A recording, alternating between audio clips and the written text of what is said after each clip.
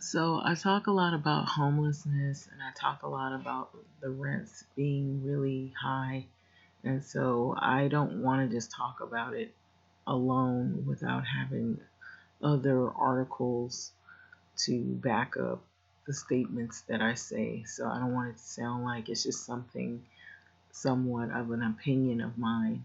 And so a lot of articles are popping up all over the place. A lot of people have been talking a lot about the homeless crisis that we're having, and it isn't just in LA County, but the primary focus here is LA County and how it has changed over the landscape of the region, um, regarding the rents being really high. So this is an article that I came across as well among many articles that I come across, and a lot of times it brings truth to what I have already seen or seen with my own eyes and have experienced because I'm a resident here in LA County. So, Rising Rent Burden in Los Angeles is what this article is entitled. So, this is a beautiful backdrop of Los Angeles,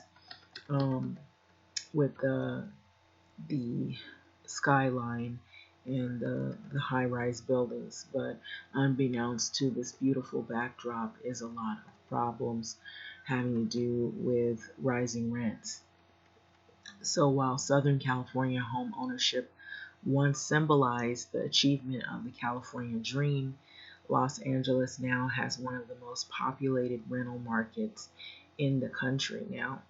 So, with 60% of the Angelenos occupying rental markets, the city joins New York, Miami, and San Francisco as major cities with the highest rates of renters.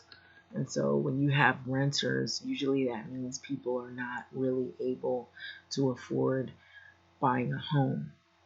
So, at the same time, LA is currently undergoing the largest development boom since the 1920s. So, the city built 10,000 new units in the 2017 fiscal year. So, many of which are high end units in downtown LA. But who will live in these new luxury apartments? That is the big question. And so, I have mentioned this on multiple videos that I have put out having to do with the homeless crisis or the high rents or the raising of the rents. And so now we have yet truth to this um, issue where it says going forward, not your average LA or Los Angeles renter who has double digit increases in rental costs in recent years. And so as of 2013, the LA was the most rent burdened city in the entire nation. So, and it still is, I will say that. So 62% of the city's renters spend more than 30% of their household income to their rent each month. So, in fact, renters are having a hard time finding affordable places to live anywhere in the greater of Los Angeles region. So, the current median apartment rent in LA is $2,483, what you would spend in probably having a one bedroom. So, one of the highest in the county or the country. And so, furthermore, the city's poorest individuals bear the brunt of this trend. So many are severely rent burdened, and meaning that they pay more than 50% of their income toward rent. Since 1970, the percentage of severely rent burdened residents living in the lowest 20% of the income distribution increased to 53.6% and to 77.8%. So, in spending such a large portion of their incomes on rent, severely rent burdened households have little extra money to support monthly expenses related to healthcare, transportation, utilities, groceries, and childcare. So those are the things that are essential to people's living. So Broadway and Manchester. So the Broadway Manchester neighborhood of South Los Angeles is 74% of the neighborhood is rent burden, according to 2015 5-year American Community Survey data. So the neighborhood's median household income is only about $28,458, and so half of the county average, while the average median rent is $1,156, a price that is considered unaffordable for the median household income of the area. So the neighborhood has seen unemployment rise over the last 5 years. 4.8% of the population is currently unemployed, and far higher than the city's unemployment rate of 10.3%.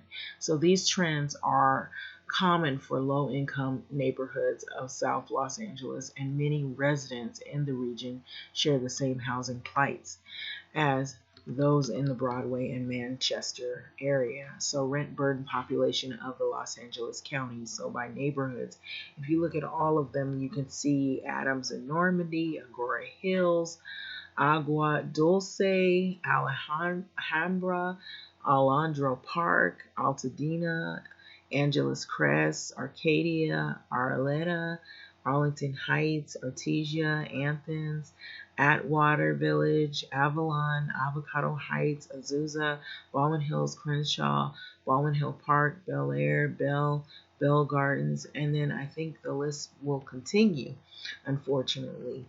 And so while the city's poorest residents are hit the hardest, and so you see a backdrop also, you see the neighborhood. So while the city's poorest residents are hit the hardest by this simultaneous increase in rent costs, the decrease in income neighborhoods of all income levels are witnessing an increase in rent burden populations. In fact, the percentage of moderately rent burden Angelenos in the middle 60% of the income distribution increased from 9.8% to 34.8% over the past 40 years. So Northridge is a community in the San Fernando Valley region of the county, shows an example of the highest rates of rent burden in the economically thriving community. So according to 2015 5-year American Community Survey data, 61% of the population is rent burden, 15% increase from the 2010 reporting period. So the median household income in the neighborhood is $61,699. So well above the county's average, and the unemployment rate in the area is at just 8.1%. So yet rents in the area rose significantly between 2015 and 2010 reporting periods. So the median gross rent in the neighborhood increased 36% in 5 years to $1,516 per month. Well, incomes only rose by 8% over the same period. And so you see a graph of the median income, the median rent, and the rent burden as well, which seems to be rising. So it's not really a good scene. So this is another scene here where you see residents of Northridge are not alone in experiencing little to no income growth. So between 2006 to 2013, Los Angeles was the only major city to experience negative growth in median renter income, 4% of negative, and an increase in median gross rent plus 11%. And so local response to rent burdens. So LA has fewer publicly subsidized units, and it imposes weaker rent control policies. So those are some of the problems that have persisted. Other cities, and more than other cities. And so as in October of 2017, the city's Section 8 voucher waiting list will be opening for the first time in 13 years. So housing experts estimate that LA needs to produce roughly 5,300 affordable housing units per year to keep up with the demand. So the city has averaged only about 1,100 units per year since 2006. So as evidenced by the recent defeat of Measure S, which is rapid development of the affordable housing, is of top concern for the majority of Angelenos. But the equally important thing is that the preservation of existing affordable housing, particularly the property owners, increasingly take rent-controlled apartments off the market and choose to terminate affordability contracts for low-income housing instead. So according to the LA Times, approximately 20,000 rent control units have been taken off the market since 2001. So this is what we have been seeing over the course of a decade. And so it's not getting any better. So furthermore, about 45% of the Los Angeles Section 8 project-based rental assistance units are set to expire by 2017. And so this is the problem that we're having. So this is not only exacerbates rent burdens across the region, but it continues the city's homeless crisis, and low-income Angelenos find themselves unable to afford market rate housings. And so you end up having to downsize or get a smaller apartment or something cheaper, which may still not be that affordable, but affordable to the point to where it's a place of shelter. And so the changing landscape of home ownership and renting in LA has shifted dramatically in the past decades. National, regional, and metropolitan forces have converged in our city to drive down incomes, push up rents, and increasing recast our city as one of the majority renters rather than homeowners. And so you see more renters than you do homeowners because rents are really high. You might also see people that are what was in a 3-bedroom, now you're in a 2-bedroom. You were in a 2-bedroom, now you're in a 1-bedroom, or maybe you're not in any of those. You're in a RV, or you're in a hotel or something like that. So in the context, it is necessary to understand the interaction of key factors such as rental prices, income levels, which affects Angelenos in general, but is having particularly sharp effects in some of our most vulnerable populations. Understanding rent burden provides us with a window into changes that are defining LA, or Los Angeles that is, and an avenue into addressing the challenges brought on by them towards building a more just and equitable city for ourselves and the future generations. So that's pretty much the article. But the person that is over this article is Megan Golding, who serves as the Director of External Relations for USC Sol Price Center for Social Innovation. In this role, she manages all communications, fundraising, stakeholder engagement, and program development for the center. She holds a master's in public administration degree in the U.S. Price School from that school for public policy, and a bachelor's degree in journalism from California State University, Long Beach. And she is currently enrolled in the Price School Doctor of Policy Planning Development program. So I just wanted to give the person who wrote this article credit for doing such a great piece, because it does speak truth to what is going on. A lot of times these articles, you don't really see them being publicized as much. Not many people want to talk about why people are homeless. They just want to focus on the homeless people and what they're doing or what they're not doing. And they don't want to really look at how did these people get homeless. And not everybody's situation is the same, but a lot of it has to do with this problem right here, which is a huge issue. And it's not just in the LA County, but largely in the LA region. We're having issue of the homeless crisis due to unaffordability in housing. And so that's the biggest issue. And I don't think people really say much about it, or they don't have enough people behind them to say, yes, this is what is happening.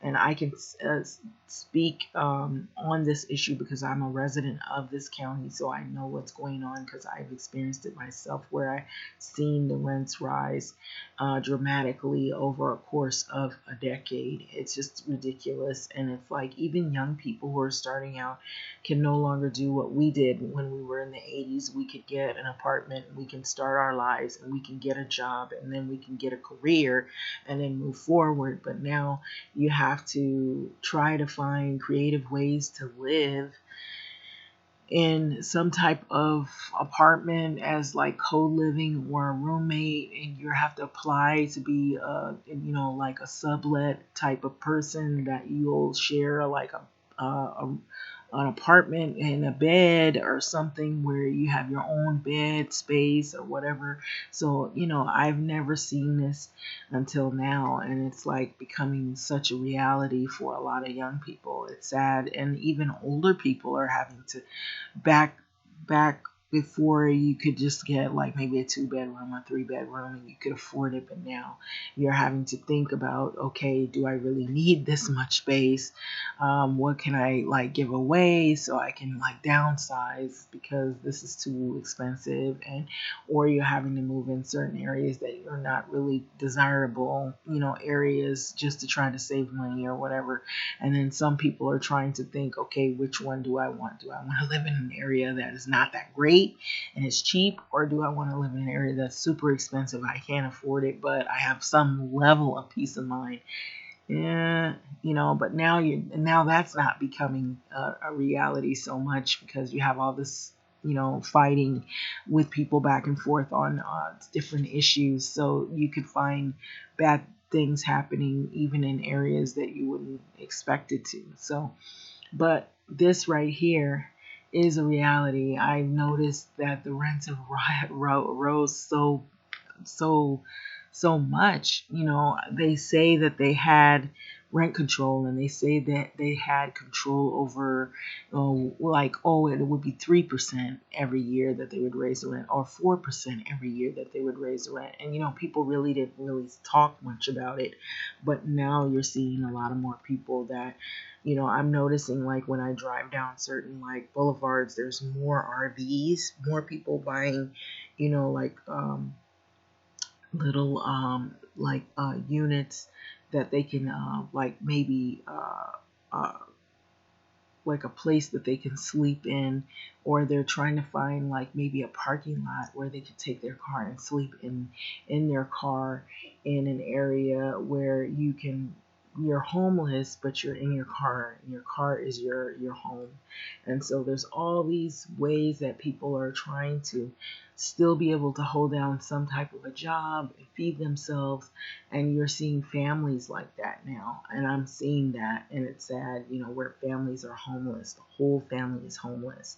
They're also landlords. And so the reason why I had this article, I'm talking about it because there's something going on in LA, South LA, that's really sad.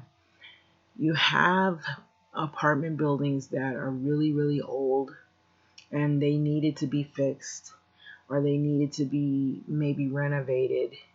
And there's lots of maybe issues where there might be plumbing issues, there could be electrical issues, there could be maintenance issues. And what they'll do is they'll gloss over the issues that are internal in the building, and they won't fix it. For maybe it'll be something small, but it grows over time. It could be a leak, and it could be something that will get bigger and bigger, and it'll be to the point to where they have to hire some people to fix some problem that had been going on for maybe years. And they just basically paint over the issues, and they keep collecting rent from people who, mainly they're poor people, poor working class people who are just trying to have a place to live. And then what happens is those people get thrown out of their place to live. So they end up displaced. And so a lot of this has been happening. And what ends up happening is people get charged rent for places that they're not even living in. This has happened. And it's happening right now. And so it's a big problem. There are people that are going through this, and there's no help for these people, or no proper help for these people. And so basically, there's all these lawyers and all these rules that seem to protect the landlords instead of the tenants. And so that's a sad thing. That's one issue that I wanted to bring up. There's a lot of people who are displaced from units because, or apartments rather, because they can't afford the rents. The rents are rising or increasing like rapidly.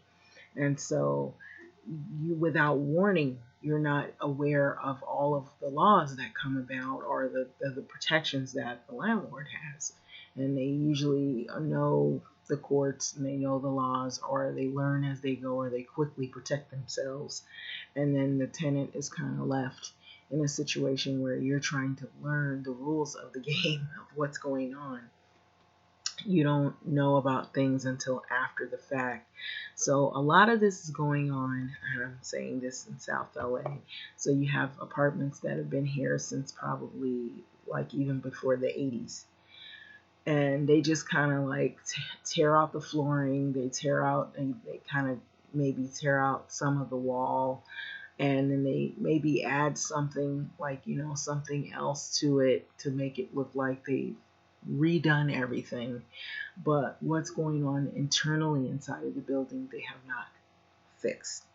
And so it's only like a time bomb ticking. And so you're paying rent for something that is probably going to end up being uninhabitable to live in eventually, if it's not fixed. But these are the things that happen, and poor people end up, you see what you see, tent city, or you see people in RVs, or you see people in hotels, or you see people living with friends, or they have to double up with family. And so these are the unfortunate realities of what happens in LA County.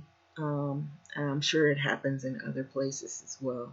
And so that's why I wanted to bring this article to the forefront, because these articles, you see them, you're like, we heard it all before, but it doesn't really hit home until you know somebody that has experienced it, or you know somebody that knows what's going on. They see it and they're telling you about it. And so this has become a huge problem. I don't think they really have paid close attention to what is happening to the cities, where pretty much developers will come in and then they slap luxury apartments on there. And when you see the word luxury, that means super expensive, can't afford it, and only the wealthy could afford it. And even wealthy people probably don't want to waste their money on it because it's probably not worth it. So having said that, I'm going to let this go, but it's sad. But the more that they raise the rents, the worse it is for mostly all these cities. You're going to find a lot of more homelessness, a lot of more crimes are going to go up. Already, crimes are going up in Beverly Hills and Melrose. You know why? And I can tell you one of the primary reasons why. And I'm not saying that this is right, but I'm saying it's a result of what's going on as well, because different people have different ways of handling their situations, and if they're desperate, people will sometimes do things that are illegal. And so what we're having is we're having wealthy people being followed home, and they're robbed. And so this is what's going on in the Beverly Hills area. And you notice they're targeting the areas of wealth. And so it's becoming prevalent now. And so they've been warning people not to buy a lot of bags and do a lot of heavy shopping and then get in their car and they're by themselves, to watch all around you and to pay attention to who's watching you. Those are some steps you can take if you're in a situation like that. Why would you buy a lot of bags and have all that stuff? People are watching you, even if you weren't wealthy. Come on. Common sense, like, don't do that. But Primarily, they're going to the wealthy areas, and the wealthy people that live in those areas are being robbed. Home invasions are up, and so it's just really dangerous nowadays. It's to the point to where people are so desperate they're willing to maybe even do something further than just stealing or robbing or home invasions, like maybe hurt someone. And so you do have some people that are like really like all the way, you know, rock bottom. They've lost everything. And so